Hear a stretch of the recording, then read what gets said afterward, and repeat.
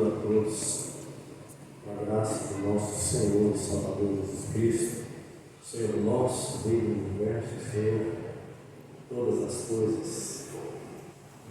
Amém. Para nós é um prazer estarmos aqui. Estamos aqui, os irmãos tolerando desde ontem à noite. Tem sido momentos de edificação, de comunhão, de serviço. E eu louvo a Deus pela vida de cada irmão, de cada irmã. O reverendo André, que confiou, é muito corajoso, confiou-nos a responsabilidade de trazer nessas três oportunidades algo sobre a palavra de Deus. O segundo ele é muito oportuno, já que os irmãos estão aí no live,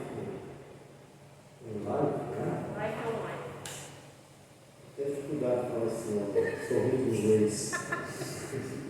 Mas é isso aí mesmo, Ele casou aí o tempo que a gente propôs a trazer ele para a igreja. Ontem à noite para os homens, para a formação da diretoria do PH local, graças a Deus. Também hoje para a escola do dominical, fiquei surpreso, bem participada. Louvado seja o Senhor. Momento de discipulado também, de aprendizado. Mas hoje eu também fui pego surpreso. Esse pastor de vocês, ele é cheio de graça. Ele não me falou que haveria ceia do Senhor. Como eu estou bem acostumado à realização da ceia lá em Altaquari, todos os primeiros domingos de cada mês. Chego aqui hoje, vejo os diários, preparando os elementos, colocando os elementos na mesa, porque vocês me avisou. Eu trago uma mensagem mais apropriada. Temos mensagem, mas como eu me propus a falar sobre discipulado, sobre ser cristão verdadeiro e, consequentemente, um discípulo, no bom sentido, radical, como diz o já falecido John Stott, no seu livro Discípulo Radical, vamos nessa pegada aí. Por favor, quem está no comando lá, você pode ler de voz baixa ou voz alta, que é à vontade, tá bom? A grande seara do Senhor. Vamos lá. Tem mais. Vamos ver essa parte aí? Alcançando vidas a partir da ótica de Jesus. É um prazer podermos chamar o nosso Salvador, não só de Salvador, de Senhor, mas também de Mestre, aquele que nos instrui. Então, o texto é de Mateus 9, 35 a 38. Os irmãos vão se lembrar que o nosso irmão Antônio, secretário da Federação do PH, ele lia esse texto ontem para os homens que estavam presentes. E esse é o texto para a nossa meditação nesta noite. Mateus capítulo 9, versículos 35 ao 38. Agora aqui eu estou mais acomodado, como lá em Altaquari. A gente chega no seminário, usando aquele ali, é um perrengue terrível, E graças a Deus aqui o público está bem avantajado, posso ficar mais à vontade, Então vamos ler o texto, a passagem. E percorria Jesus todas as cidades e povoados, ensinando nas sinagogas, pregando o evangelho do reino e curando toda sorte de doenças e enfermidades. Vendo ele as multidões, compadeceu-se delas, porque estavam aflitas e exaustas, como ovelhas que não têm pastor. E então se dirigiu a seus discípulos. A seara, na verdade, é grande, mas os trabalhadores são poucos. Rogai, pois, ao Senhor da seara que mande trabalhadores para a sua seara. O nosso irmão presbítero Kelso, faça uma oração presbiteriana, bem breve, rápido. Temos muito ao que dizer e celebrar aqui ainda hoje, então vamos lá, vamos direto ao ponto. Pai, nós agradecemos a Ti, ó Deus, pela Sua palavra lida, que já é abençoada. Que Teu Espírito Santo, ó Deus, entregue aos nossos corações, ó Deus, a mensagem que veio do Senhor. Oramos em nome de Jesus. Amém. Amém. Tenho dito aqui uma afirmação de alguém muito conhecido da igreja. Certa feita ele afirmou o seguinte, essa pessoa: eu vou só. A Ti, ó Deus, entrego os meus caminhos, na confiança que Tu dirigirás acertadamente meus passos. Coloca lá, meu irmão, vamos lá, vamos interagir aqui. Você sabe quem fez essa afirmação? Alguém poderia me dizer? Pode ir, pode seguir. Antes de vir ao Brasil. Quando falou Brasil, todo mundo. Já lembro da pessoa. Pode ficando aí, Archibel. Ali está o rapaz. É claro, essa mensagem nós trouxemos aí no mês de agosto, lá para a igreja de Altaquari, e vou compartilhar com os irmãos nesta noite. Eu tenho quanto tempo, reverendo André? 2 horas? 2 horas e meia. Eu veio do meio ponto Brasil.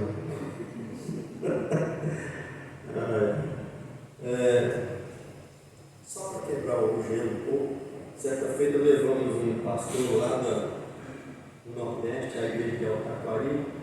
A igreja, o plenário da igreja estava repleta, tinha umas 200 pessoas. E bem tranquilamente, ele chegou e disse: olha, meus queridos, se dentro que aqui estão lá alguém apressado, desejando fazer algo em breve, pode ir, eu não vou ficar magoado com você, que precisa sair, trabalhar, fazer outra coisa. Mas as minhas palestras costumam durar, cada uma delas, 1 hora e 40 minutos, a 2 horas. E ele falou assim tranquilamente: quem quiser pode ir agora, não tem problema, não sinta-se constrangido. Ninguém levantou. E ele falou exatamente na primeira noite, na sexta-feira, 2 horas e 10 minutos. No sábado à noite, mais 1 hora e 45 minutos. E no domingo de manhã foi um tempo menor, foi 1 hora e meia. E no domingo à noite, que era o fechamento daquele congresso, ele falou cerca de quase 2 horas. Foi muito bom para mim, porque toda a palestra dele apontava para a igreja a sua responsabilidade de apoiar a sua liderança, principalmente o seu pastor. No caso de vocês, essa figura diferenciada chamada André. Certo? Então, há cerca de pouco mais de 164 anos, no dia 12 de agosto, como nós sabemos, de 1859, desembarcava na Baía da Guanabara, no Rio de Janeiro, um jovem de 26 anos de idade. E o que ele fez, foi algo poderoso da parte de Deus, de tal maneira que nós temos uma igreja local aqui em Mineiros. Essa igreja é fruto do trabalho inicial. Quem aqui é de Brotas, conhece Brotas, da região lá de São Paulo? As primeiras igrejas presbiterianas no interior de Minas, foi muito sacrifício, Sabe, conviveu cerca de 8 anos, quase 8 anos de ministério, morreu no shopping, perdeu sua esposa, o nascimento da filha, e enfrentou um pedaço difícil. Ele havia tido uma experiência nos idos de 1850, quando começou um movimento de avivamento missionário nos Estados Unidos, e ele no seminário ouviu nada mais nada menos do que o Dr. Charles Hodgman, e um dos seus professores, e aquela preleção, aquele ensino, fez com que o coração dele ardesse pela obra missionária, e ele começou a orar para que Deus mostrasse. E Deus mostrou para ele, graças a Deus, glória a Deus por isso, o Brasil. Veio, enfrentou o clima tropical do Brasil, calor, malária, inclusive ele morreu dessa doença, Muitos outros, até mais novos que ele, morreram naquela época. para que hoje eu e você estivéssemos aqui, como presbiterianos do Brasil, louvando e adorando ao Senhor em mais uma noite de culto.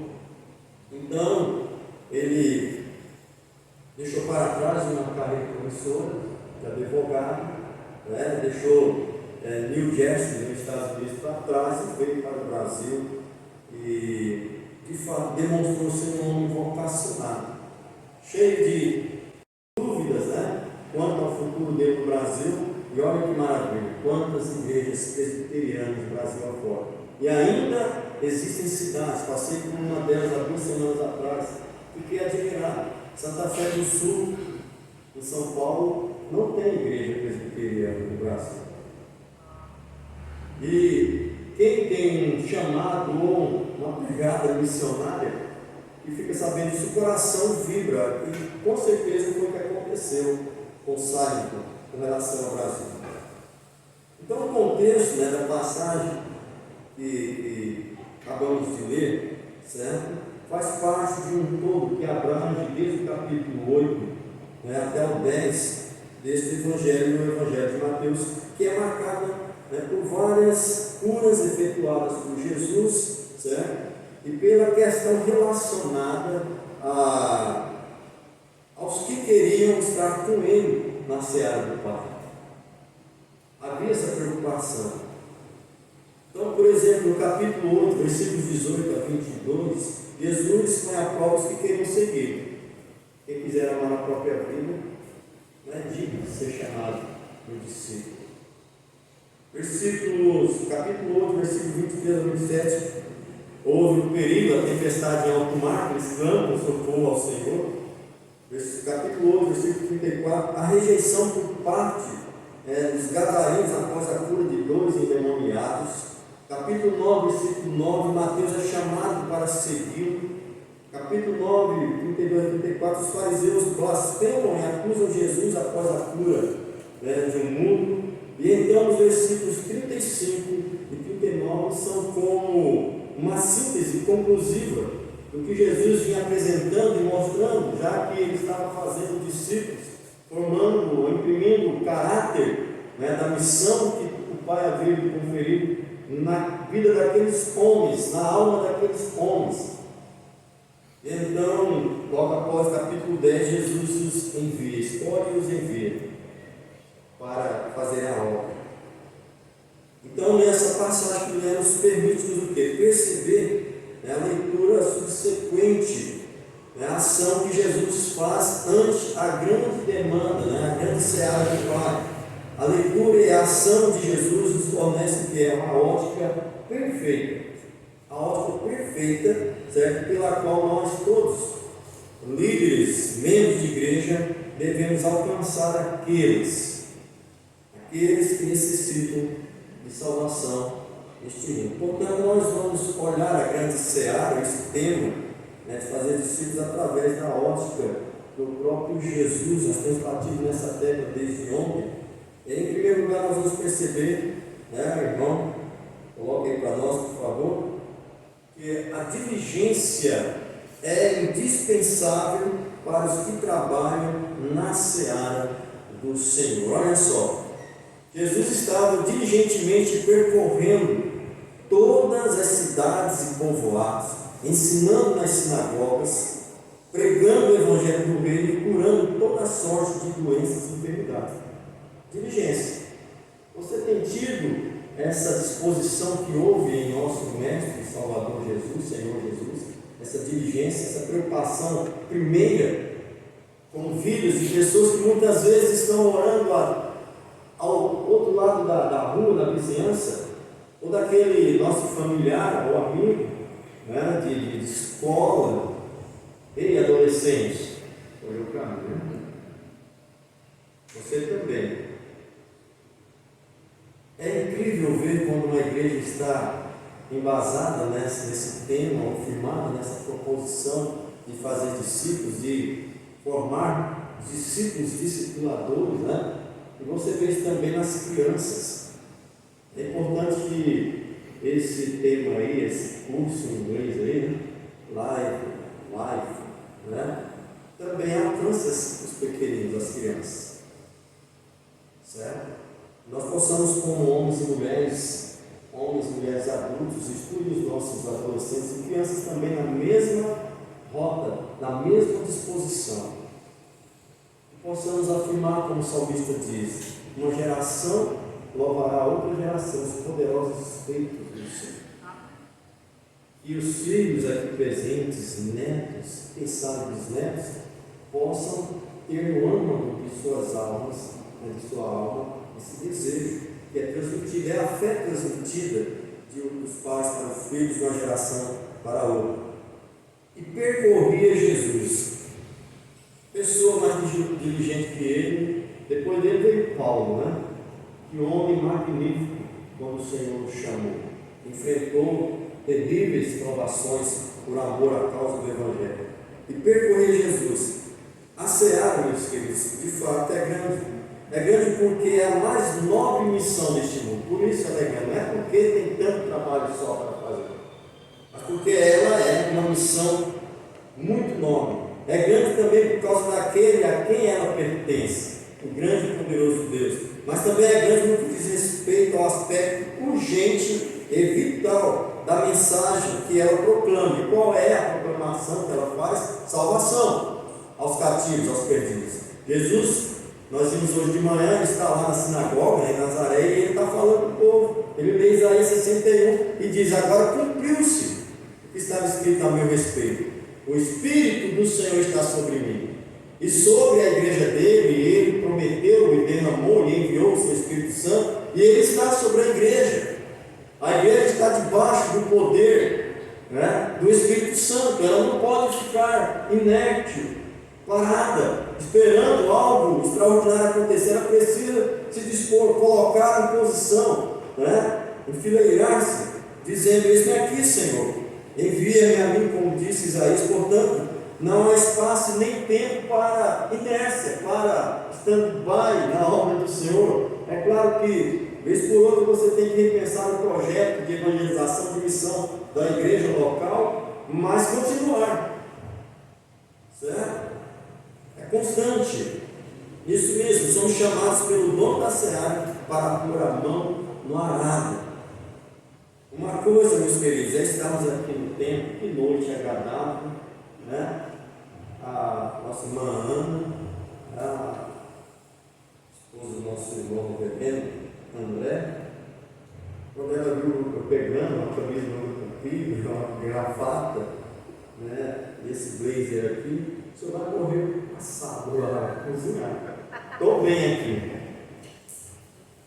Maior para mim é o calor da presença do Espírito Santo de Deus e Cristo Jesus em você. Não se espante, viu? Se alguém te for bem tradicional, fique na sua, bem tradicional. Se algum irmão desejar e dizer glória a Deus, eu não vou mirar você e te fulminar com o olhar. Amém. Bom, nós temos essa, né? Nós somos formais. Se você sentir desejo de chorar, chore. De se alegrar, de sorrir, olhar para o seu irmão ao seu lado, nós somos sorrir. Mas faça isso com propriedade. Nós não somos doidos de pedra para começar no culto, glória a Deus e aleluia, e aquele frenesi sem sentido, sem objetivo nenhum, só para fazer barulho.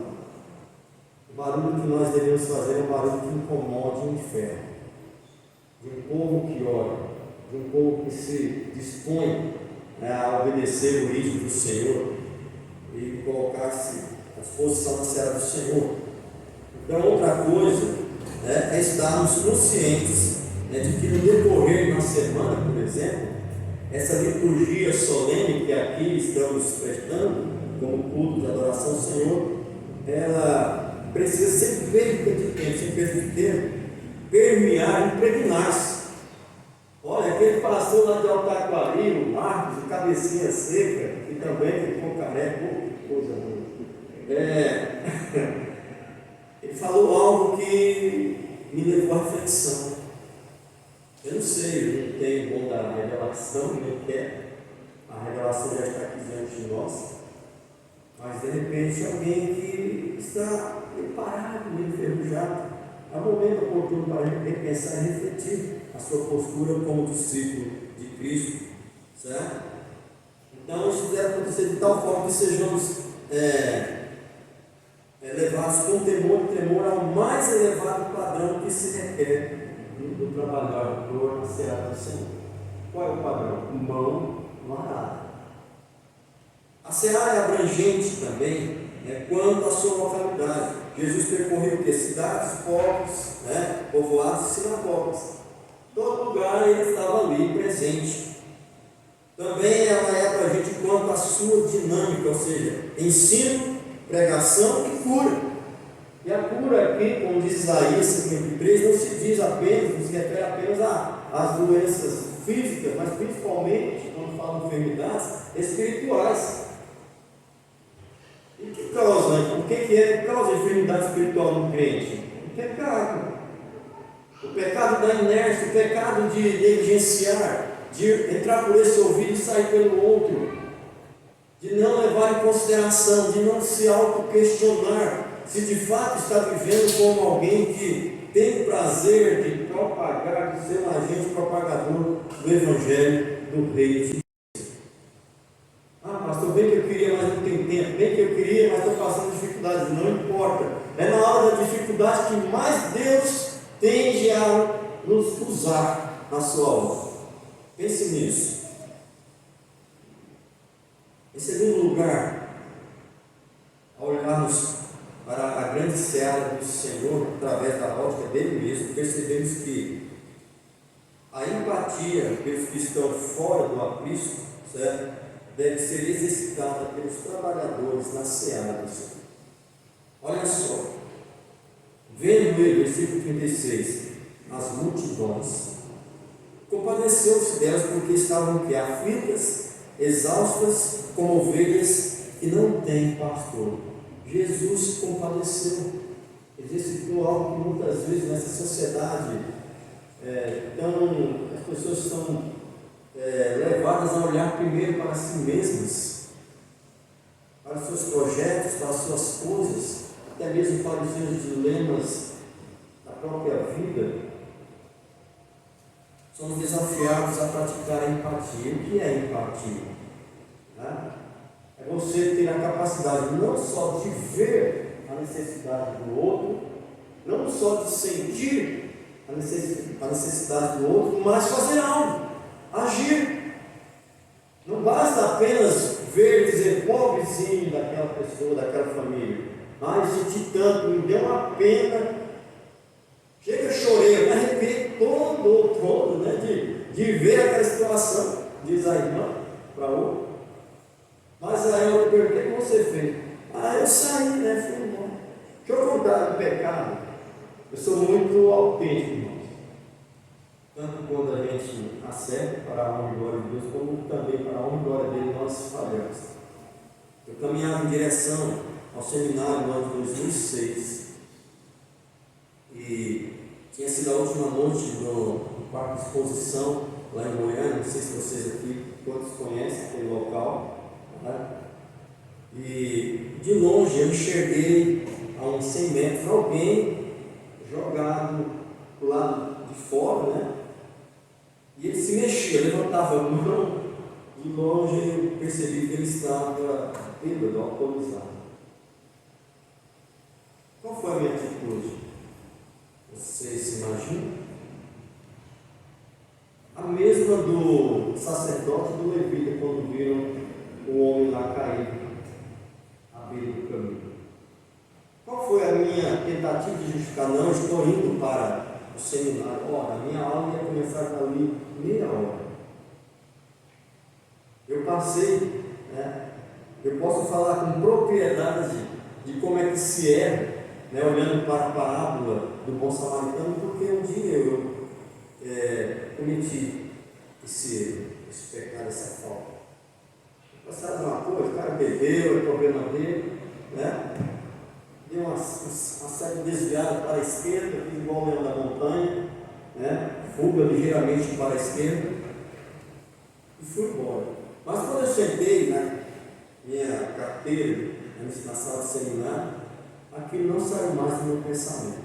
E para minha surpresa, no decorrer da semana eu ouvi pelo menos 3 mensagens a respeito do assunto.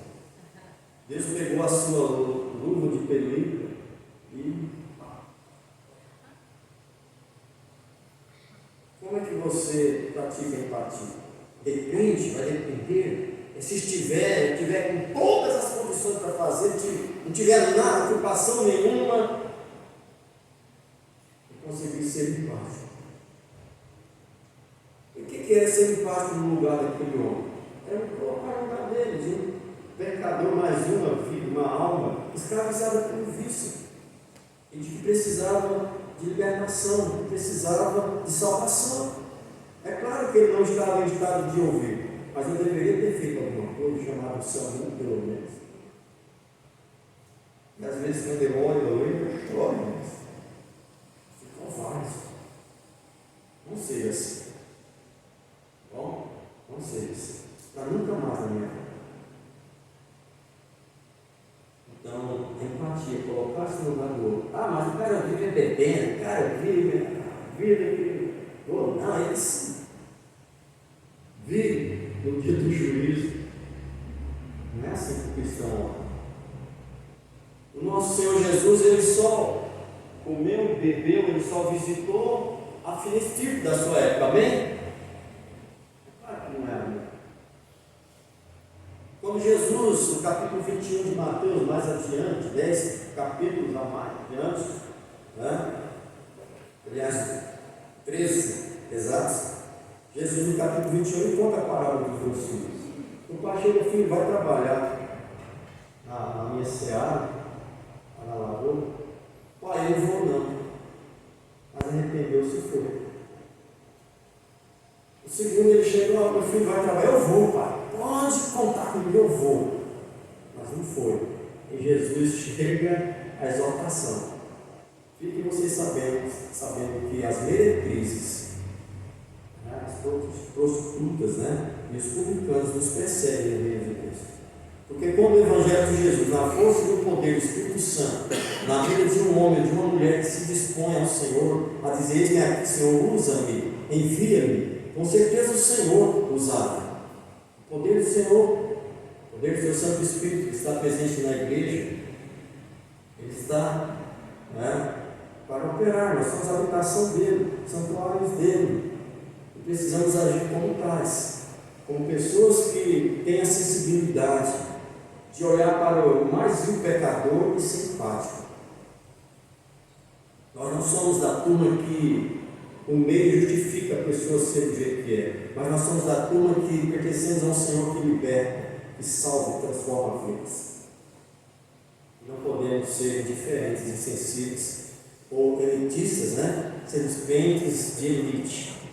Eu não vou em certos lugares, eu não falo com certas pessoas, não me relaciono.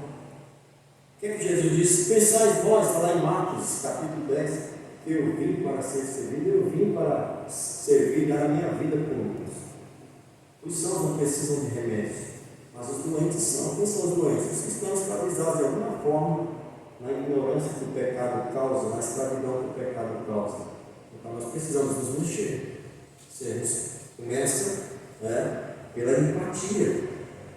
Venha ver as multidões. A empatia então possibilita-nos o quê? Compadecermos do nosso próximo. Sem ela você não consegue. Você vai discriminar. Você vai ficar ao longe. Certo? Jesus então é o nosso modelo, certo? Para nós olharmos para Ele e através da ótica dele olharmos para as mazelas que estão presentes na humanidade, na sociedade, desde a queda dos nossos primeiros pais. A empatia leva-nos a uma ação integral em direção às necessidades do nosso próximo. Nós também não somos lá da turma do Evangelho da Libertação, né? Só social. O pastor que me evangelizou na infância, hoje já na glória, era um homem consagrado, um missionário. E ele fazia barba, cabelo, bigode, se tivesse, a obra completa. Tiago diz que se teu irmão vem até a ti, necessitado, você diz a ele: vai-te em paz, você não fez nada. Muito fácil falar, vai de paz. Né? Vai embora, vai em paz embora. É muito fácil. Você deve fazer o quê? Você tem necessidade de pão, você tem que alimentar. E Jesus vai muito mais além do que a gente imagina. Ore pelos que vos perseguem, ame os que são vossos inimigos. De que maneira? Quando der fome nele, dá comida para ele, mostra o que Jesus é capaz e poderoso para fazer. E a outra face, nessa geração que nós estamos vivendo, no presente século, que nada, pastor. Eu viro a face não, eu bato da cintura para cima. Se eu puder, um pisão no bobó e acabo de matar. Nós não podemos ser desses. Jamais. Devemos ser esse povo que vocês são. E continuar sendo o que vocês são. Exercitando empatia. É claro que você vai, através da palavra de Deus, se aproximar e vai saber como agir em diversas situações com as quais se deparar. E não cometer o erro que eu cometi há anos atrás, de passar como mero religioso por aquele ser humano. E saber que a vida, seu irmão testemunhou, irmão de óculos aí, Roberto, testemunhou de vidas ou de pessoas que o Senhor usou para falar do amor de Deus. Isso é empatia. Isso provém de quem tem um coração onde o amor de Deus está presente. Depois você vai lá e reflita mais uma vez, sei lá, centésima, milionésima vez, em 1 Coríntios 13, do versículo 1 ao 13, o que ele fala? Quais são as características do verdadeiro amor? Do amor altruísta, do amor ágape. Não espera em troca, simplesmente vá o que faz. A religião com seus líderes da época impunha, como o próprio Jesus acusou, um fardo muito pesado. As pessoas estavam precisando de alívio. É à toa que Jesus, no capítulo 11, ele fala, vinde a mim, vós todos que estáis cansados e sobrecarregados, eu vos aliviarei. Aprendei de mim, porque sou manso e humilde de coração, e encontrareis descanso e repouso para as vossas almas. Porque o meu fardo e o meu jugo, mesmo em meio a provas, o cristão anda dessa maneira diante da presença do seu Senhor. Terceiro e último lugar, além de diligência e empatia, devemos entendermos que, por ser grande, a seara do Senhor requer um esforço conjunto por parte dos trabalhadores. O que vai render mais trabalhando com habilidade? Vamos usar aqui o jargão antigo, uma andorinha só? Então, Deus tem no seu coração, creio eu, para esta igreja aqui, esse projeto que já está em andamento, de preparação para essa abordagem evangelística, discipuladora, que é a missão do Senhor Jesus Cristo, dada pelo Pai, a qual o Senhor Jesus deu a nós também, Mateus 28. E, portanto, normal. Mas eu caí, papai. Em Santa Helena, abriu um espaço aqui.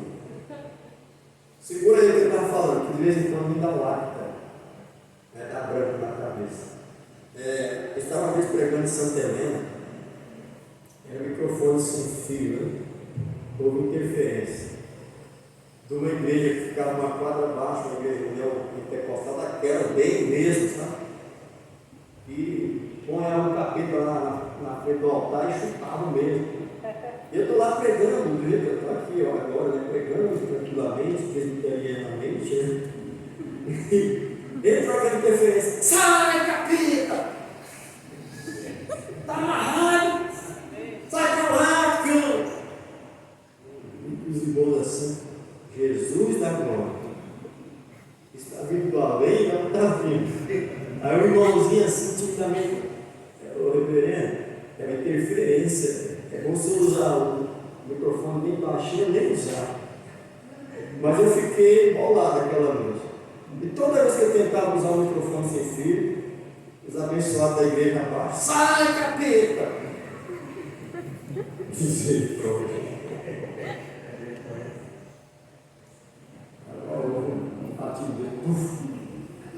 Sei lá.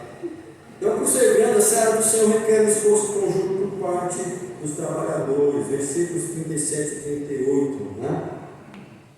Jesus é empático, ele vê a multidão, se compadece delas, porque estavam aflitas e exaustas, como ovelhas que não têm pastor. Depois ele olha para os discípulos, se dirige a eles e diz: a seara é grande. Viu, meus queridos? A seara, na verdade, é grande, mas os trabalhadores são poucos. Rogai, pois, ao Senhor da seara que mande trabalhadores para a sua seara. Em alguma outra versão, mais trabalhadores, mas eu gosto dessa aqui. Que mande trabalhadores que estão aqui no meio de vocês hoje, trabalhadores, precisam desensaiar as suas armas para o combate. Vocês sabem o que é desensaiar? Acho que o nome sabe. Sabe, irmãos? O que é desensaiar as armas? É uma linguagem militar.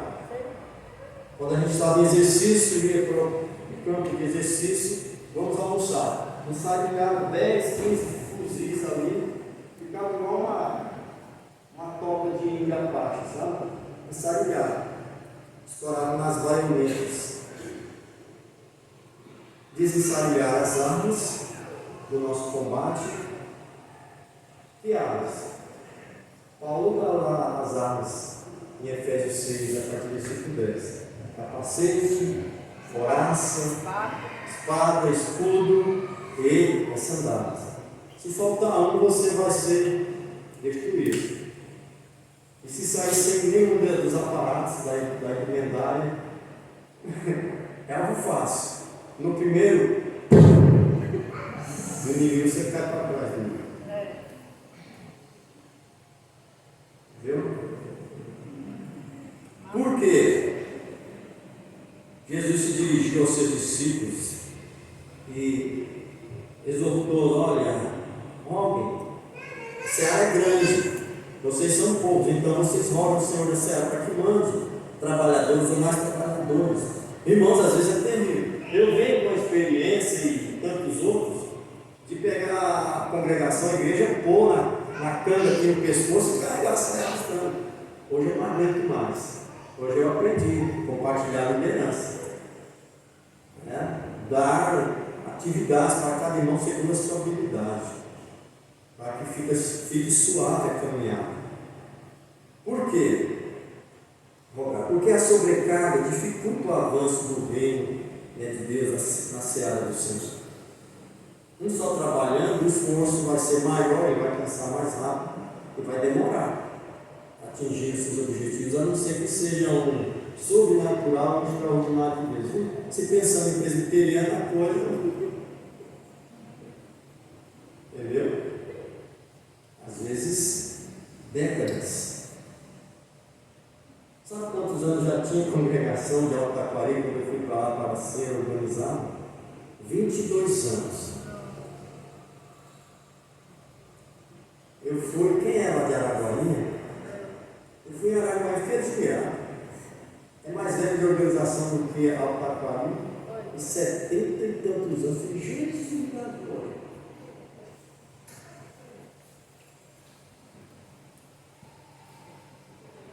Nosso Senhor não é aquele que faz jorrar águas no deserto? Ele não é aquele que faz a estéreo se tornar um monte de filhos? Quem é que conhece o doutor Lorival? Pediatra. Foi pediatra da minha caçula Nara. Pena que ela não está aqui, que vocês conheceram a figura. A maioria conheceu.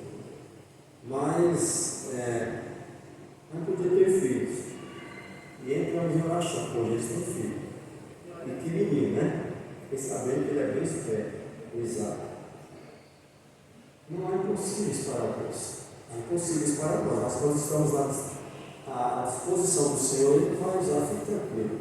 Mas sempre mais tarde Ele vai usar a tua vida poderosamente. Amém.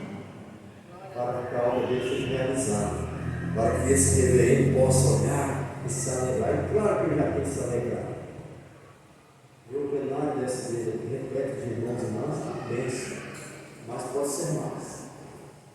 Bom, e o curso que estão fazendo pensa nisso, né? Na multiplicação, na expansão. Então, ajudarmos uns aos outros, colocar-se lá para lá.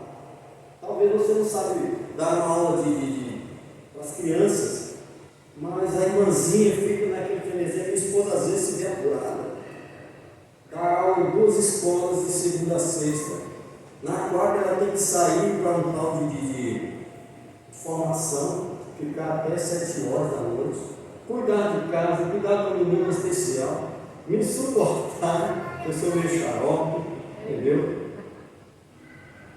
Cuidar do andamento da igreja com as mulheres da SAF, com os irmãos do grupo de louvor, com crianças e adolescentes, que era uma mulher do grupo, mas quase ela perdi agora no mês de abril. Subiu pela pressão foi lá em cima, quase eu estaria aqui hoje viúvo. Então a seara é grande. Aquela irmãzinha pode ser uma adolescente. É sua filha, irmão? Pode ser uma adolescente. Ô irmã, eu posso lhe ajudar? Posso ir lá ver como é que é a aula de criança? Posso lhe ajudar? É isso. Às vezes ficar só ali, ajudando a cuidar das crianças. As crianças, né, diferente de nós, já estão aqui, eu creio, quase uma hora, né, me ouvindo. As crianças não. É 10, 15 minutos, a dinâmica tem que ser breve. Às vezes eu estou lá pegando a minha prolixicidade, né? De sempre. Rapaz, as crianças vêm. Calma aí, não tem ainda não. Agora nós já estamos acertados. Só vem quando eu terminar, já levanto o irmão de água para chamar. Eu tenho dó lá nas igrejas onde eu prego, esse pastor. Não fico preso lá.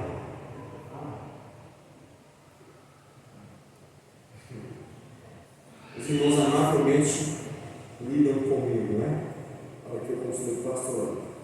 Mas também porque o trabalho conjunto é a força motriz que faz o reino de Deus avançar.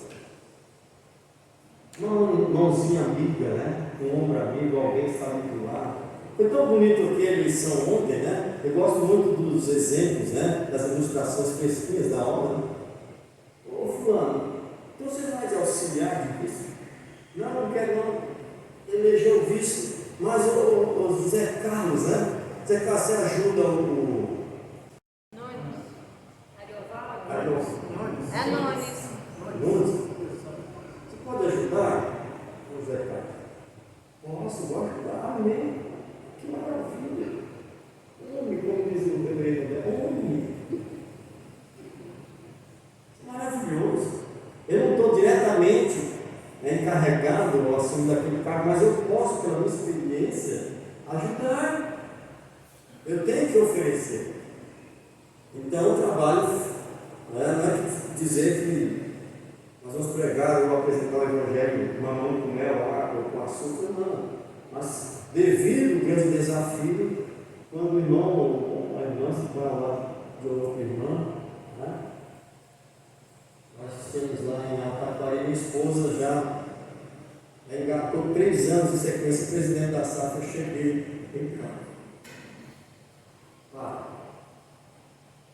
Não tem lugar nenhum da igreja presbiteriana, no manual constitucional da igreja, onde fala que a esposa do pastor tem que exercer um cargo, a não ser que espontaneamente ela tenha se preparado e com amor dizer para ele. Mas tem que ser cometido. Os bonitos dos esposos, né, do esposo, do pastor, é que tem que cuidar disso. Ontem mesmo o reverendo André falou isso. Nós temos que cuidar da esposa. Cheguei e falei, olha, no ano que vem, na próxima eleição, se nenhuma irmã se habilitar a assumir a presidência, vai acabar a SAF. Porque eu vou estar lá e não vou permitir que você sejam aí. Comecei a ir para cá, né? Ele falou, não, não estou preocupado não. Levantou sua irmãzinha, algumas aqui conhecem a Janete. Foi eleita pelo 4 ano seguido. Toda alegre, sorridente, lá servindo ao Senhor, é mesmo que fica ali ajudando, auxiliando. É isso, irmãos. Você não precisa estar encarregado diretamente envolvido, mas você, com a sua experiência, pode ajudar aqueles que estão diretamente envolvidos, e você pode auxiliar para aprender com aqueles que estão diretamente envolvidos, com a mão morada.